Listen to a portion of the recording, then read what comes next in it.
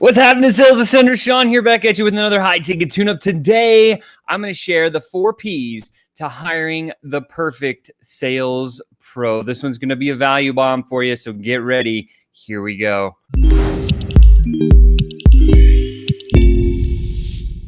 What's happening, sales ascenders? Sean back at you with another high-ticket tune-up. Hope you're having a great week. It's Tuesday, just kicking off the week. Tuesdays is a great day to get out and prospect and close some deals. Hope you're in flow and getting it done. Hopefully you're using FlowChat. That's awesome too. But today we got a great question that came in from my man, Adam P. He asked, Sean, I want to hire a sales pro to help me sell. Where do I start? What do I do? How does this work? What do I have to know? If you've never hired a sales pro before, today's going to be really valuable. If you have already hired a sales professional, maybe they haven't worked out, or you have some sales pros that are on board and you're looking to add to the team or whatever have you, this one's going to be good because today we're going to share the 4 Ps to hiring your perfect sales pro. This is valuable. All right.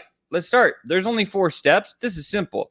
Let's start with number 1. So the number 1 thing that we need to do when we go to hire a sales professional is to plan the position. So how we do this is we create something called a 4R document. The 4R document is a 1-pager or maybe 2-pager that talks about the role for the sales professional. What is he going to be doing or she going to be doing? Are they going to be searching for their own leads? Are they going to be collecting and having conversations? Are they going to be having to call themselves, 1 call, 2 call close? What does that look like? And the handoff. So what's the role going to be of the sales professional? So you got to make sure and identify that pretty good. Secondly, what's the responsibility of the sales professional? Is it to get their own leads? Is it to just do sales calls and pass deals off? Is it to manage this, that, or the next thing, right? Whatever the responsibility is that you want your sales professional to be doing, write that down. Third thing is results. What are your expectations as a company, right? This is super valuable because when you say, look, in our world, our sales team is required to close 8 deals a month. That's it. That's the results we expect. That's going to be a combination of all the different packages that we have, but we all know what the numbers are. So it's very black and white and very clear.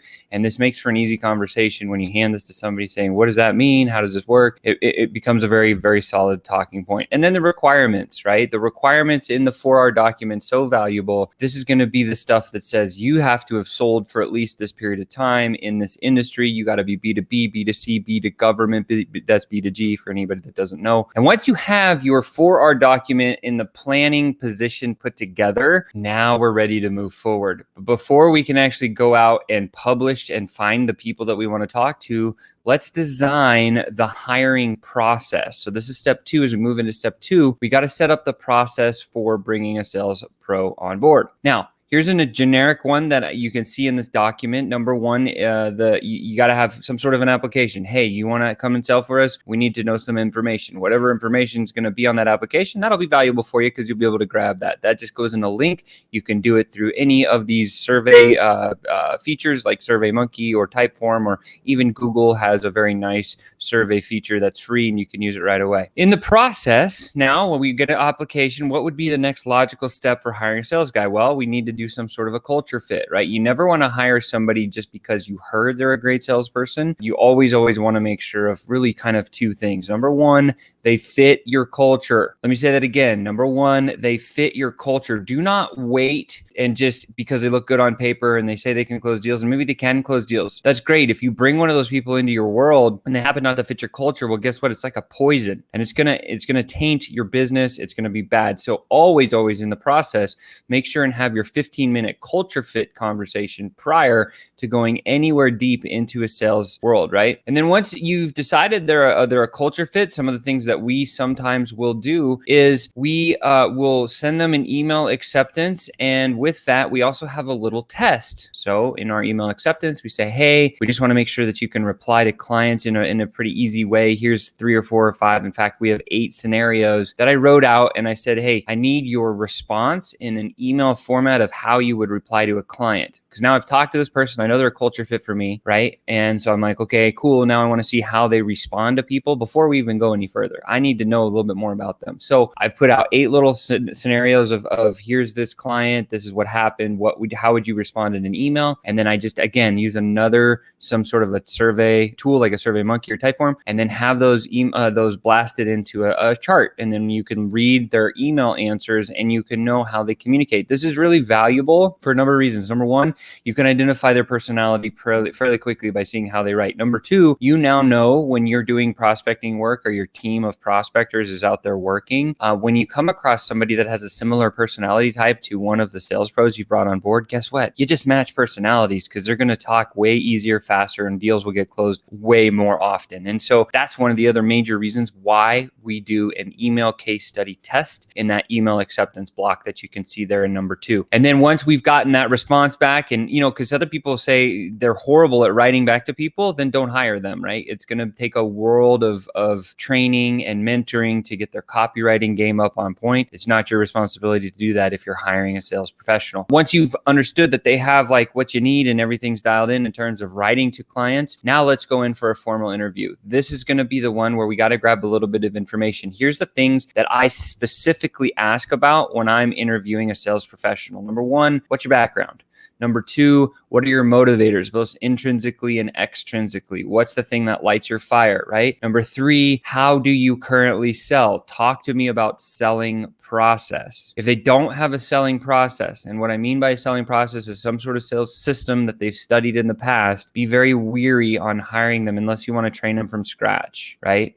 Anybody can go and look up a selling system at the library. There's a couple that are free. We have a 7-step one that's bulletproof. They're all over the place. And so if you're a sales pro that you're trying to hire and you truly want a professional, make sure they have some sort of framework that they can take each and every sales call through that is consistent. So then you can judge them on that. And then if you have a sales selling system, then it's great to, once you bring them on board, have them binge watch yours and then discuss the differences, understand where the gaps are, because then now you're going to have a really, really strong ability to kind of really help them and grow, right? So the formal interview, again, intrinsic motivator, extrinsic motivator, what's the selling process? Then grill them with a couple of weird questions. I always ask, hey, how would your best friend describe you? What are your best values? Some of these questions are really important for you because, again, it's company culture match and sales pro match. And then, of course, you're going to want to know compensation and some other things as well there. So in the formal interview, that's good to dig into their world just a little bit more. Think through that because there's a lot of questions that you could come up with are pretty easy, right? And then here's the idea, right? So now we would say it's selecting an expert, right? So in the process, after we've interviewed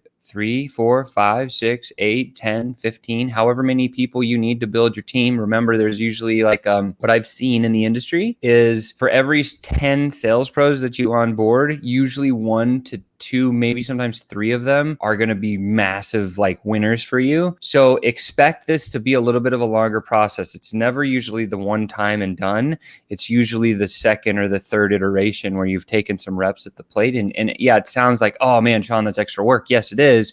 But at the same time, you'll be at a place where you'll understand exactly, once you've gone through this process a couple times, you're like, oh yeah, that's totally the right guy I know or girl. And so what we do is we'll typically bring on 3 to 5 at a time, and then we put them through some sort of a test. And so you can see here selecting experts. So after the formal interview on step 2 there, we go to a selecting expert. So in our process, we're going to have some sort of a selling test of sorts because people can talk the talk, they can write themselves down and be awesome on paper, but if they can't put their feet to the fire and close a deal, then there's an issue. So what we want to do is just stay focused on the fact that here's a test after we do our formal interview. Come on in. We're going to onboard you. We're going to give you some of that stuff that's cool. But then here's your test for the next 90 days. If you don't close X deals in 90 days, nothing I can do for you, right? Very black and white, very simple. This gives you a very, very clear framework on how to bring a sales pro on board. Once you have the entire process dialed in step 2, we move to publishing for talent. Publishing for talent is very simple to do. There's 3 things you need to stay focused on. Number 1, you want to find somebody who is a true believer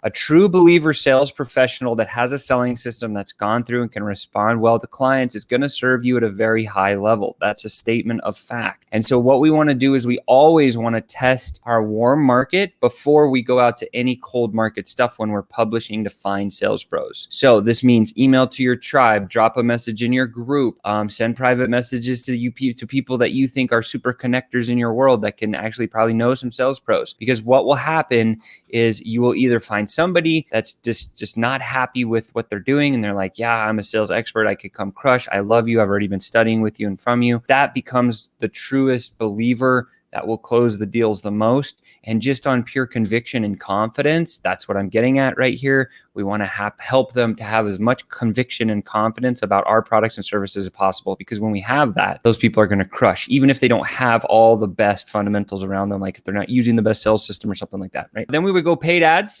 So if you don't have a tribe, then we want to send out maybe a paid ad or two. Try to use big, sticky, ugly images saying, hey, we'll pay X dollars. Salespeople are usually drawn by money. That's something that you can sprinkle out there. And if you're looking for a good sales professional, one of the things I'll share with you is this. The range is usually going to be between $60,000 and $120,000 in terms of salary plus commission only, however you do your compensation structure. We'll get to that in a minute here. Not today, but like in another session, I'll talk about comp of salespeople. And so you want to put that in a doc. When you put the ads out there, talk about that. Like, hey, if you can't make $100,000 with us in your first year, we don't want you. You're not a fit, right? That's a very easy and defining language that you can use to call out people that are going to be like, oh, dude, I'm hungry. I can close. I'm going to go do it.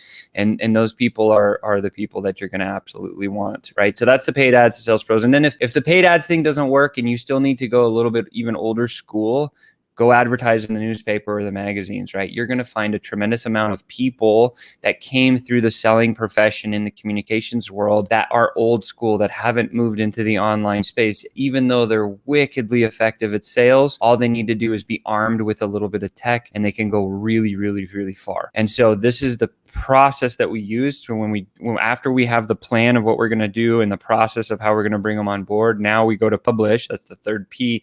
And we do these 3 sessions, and then we'll get somebody to come our way that's going to be a killer. And remember, this is a longer process, 4 to 6 months before you finally get maybe 1 or 2 really solid people in there. That's kind of the expectation you should have when you're starting to build a selling team. And then finally, once you've interviewed, the 2 or 3 and they've gone through and they've done your test, now it's time to do the promotion, right? Now it's time to say, hey, look, maybe you brought 5 people on and you said this test is 90 days and only 3 of you are going to make it. So the person who sells the most is going to stay. This is a drag race. And guess what's going to happen? They're going to go hustle their tail off for the next 90 days. Your business is going to grow.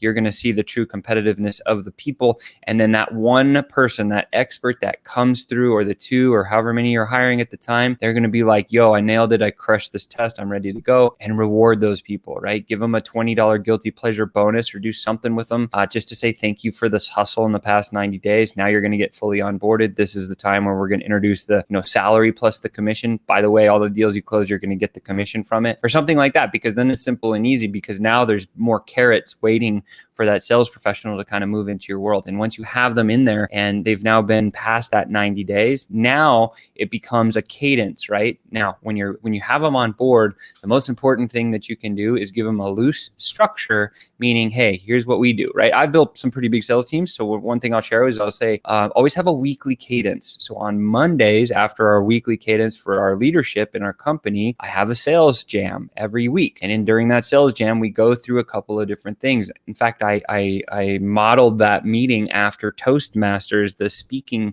company, because the way that they do their huddles is super powerful. So I took that. I took some of EOS. I took a lot of Sharfin. Alex Sharfin is one of my coaches. He taught us the waterfall move. And so we have a weekly cadence, and then we also have communication channels and then the tech they need. So when I bring somebody on board after I've promoted them as a professional, after they've passed that 90-day test, I'll say, great, here's your account. This is the stuff. This is what you got to do. And I immerse them as hard as I can into any training material that I have for at least the first week or 2, because then I know who's going to stick through it and do it. And then I know who's having the right conversations. And then I know who's actually looking at some of the materials that we have, because look, I want them to sell in my company. I would like them to sell in a way that's, somewhat in line with how we sell everything. And I need to make sure that they're doing it and they have all the tools they need. And so when they have all of that stuff, then you win. And so again, today was about hiring your perfect sales ascender. If you've never done that before, here's the 4 steps. Again, plan the position. I went through the 4R document, build one of those first, then build the process that somebody's going to walk through until they get into your company, then go publish that thing, and then finally do a test. And only after the end of the test, when somebody's finally got it, that's when you promote them. I hope this was powerful for you. I know a lot of people could use this. Guess what? You've just been tuned up. There's a sales ascender inside of each and every one of you. Please smash that like button, subscribe to the channel, make sure and comment. If you have any other questions about sales, drop a comment below. This is a conversation, right? That's what I like to do, is I conversate. So if you have any questions about sales or anything related to what we talk about here, let me know in the comments below. I love you, and I can't wait to see you next time. Have a great day.